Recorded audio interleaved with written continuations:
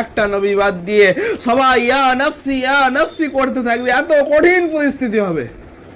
আল্লাহ রাব্বুল ইজ্জতে এত বড় বড় নবীরা, আদম আলাইহিস সালাতু ওয়াস সালাম, ওয়া ইয়াকুলু আদামু সাফিউল্লাহ ইয়াউমাল কিয়ামা ইয়া রাব্বি নাফসি।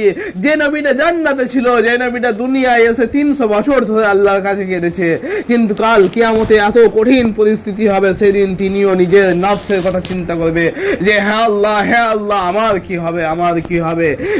যখন সমস্ত উম্মত যাবে নূহ আলাইহিস সালাতু ওয়াস সালামের কাছে, ويقول نوح نبي الله يوم القيامة يا رب نفسي হে আল্লাহ আমি নূহ, আমার কি হবে।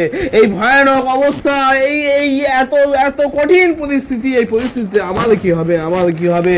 এইরকম ভাবে ويقول ইব্রাহিম খলিলুল্লাহ ইয়াউমাল কিয়ামা ইয়া রাব্বি নাফসি ويقول ইসমাঈল জাবিহুল্লাহ يوم القيامة يا رب نفسي ويقول داود خليفة الله يوم القيامة يا رب نفسي ويقول سليمان صاحب المملكة يوم القيامة يا رب نفسي প্রত্যেকটা নবীর কাছে সমস্ত উম্মত ছুটে যাবে, আর প্রত্যেকটা নবী কাল কিয়ামতের ময়দানে শুধু কাঁদতে থাকবে আর বলতে থাকবে হে আল্লাহ এই কঠিন পরিস্থিতিতে আমার কি হবে।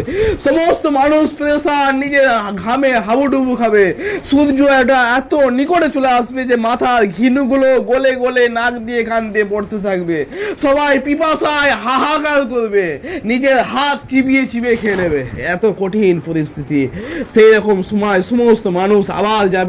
ويقول موسى كليم الله يوم القيامة يا رب نفسي ويقول يوسف صديق الله يوم القيامة يا رب نفسي ويقول عيسى روح الله يوم القيامة يا رب نفسي সমস্ত উম্মত যখন সমস্ত নবীর কাছ থেকে ফিরে আসবে, তখন একটাই আওয়াজ শুনতে পাবে ويقول رسولنا ونبينا وهادينا وشفيعنا وسيدنا محمد صلى الله عليه وسلم يوم القيامة يا رب أمتي